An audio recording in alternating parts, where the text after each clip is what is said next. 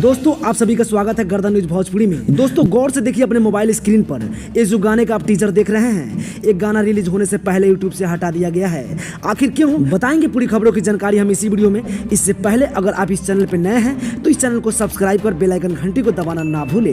दोस्तों आपको बता दें, पावर स्टार पवन सिंह के साथ ये जो हीरोइन आपको दिख रही है, इसी का नाम है सौम्या पोखरेल, ये जो कि नेपाल से आई थी। दोस्तों खेसारी लाल यादव की टीम के साथ कुछ महीने पहले देखे होंगे।